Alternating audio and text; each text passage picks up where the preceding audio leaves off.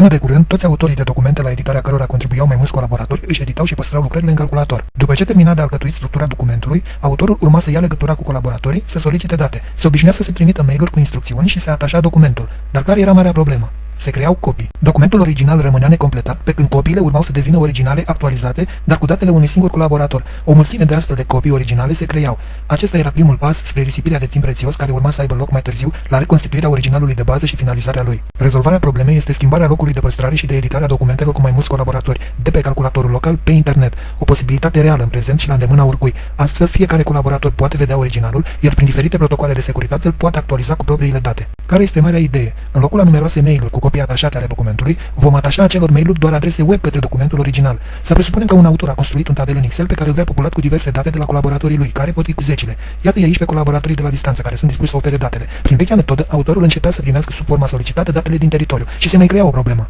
Fiecare colaborator rămâne cu propria copie, neavând acces și la celelalte contribuții. Se adâncește astfel discrepanța dintre comunicarea pe verticală și cea pe orizontală. Se consolidează comunicarea pe verticală, solicitare-raportare, dar comunicarea între omologi se estompează continuu, căci este imposibil ca fiecare să trimită situații la fiecare și nici nu se poate publica un status al originalului pentru fiecare solicitant în parte, în timp diferit, deoarece la autor aglomerarea și frustrarea este în ascensiune de fiecare dată când procesul de centralizare pornește. Dar inginerii de la Google au pus la dispoziția lumii întregi o alternativă la clasicul mail cu atașament. Cum procedăm? Cine nu are deja un cont gratuit la Google și îl face. Procedura este simplă și arhicunoscută. Și pentru că cele mai multe documente sunt deja construite și încă se preferă să se construiască offline, există posibilitatea de a le încărca instantaneu în contul creat, stabilind astfel un original online.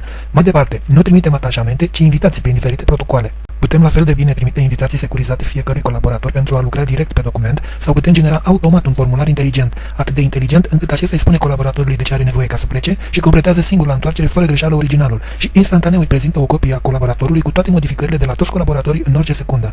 La centru, autorul nici nu mai trebuie să centralizeze, doar supraveghează și intervine eventual când un colaborator nu răspunde. O mulțime de resurse se economisesc așa. Autorul central are acum timp chiar să reflecteze detașat și să producă tot rapid cu ajutorul impresionantelor tehnici Google Docs și diverse articole, statistici sau dinamici ale situațiilor care se centralizează. Autorul central al documentului este eliberat și făcându-se loc și pentru creativitate în munca lui, putem spune pe bună dreptate că în loc de frustrare se îndrăgostește de ceea ce face, mai ales că poate termina în acest fel simultan mai multe situații cerute cu o săptămână înainte de termenul de predare al primei situații. Resurse impresionante oferite gratuit de compania Google, asistate și gestionate la cerere, la fel de gratuit de către pagina de start de la Nufaru.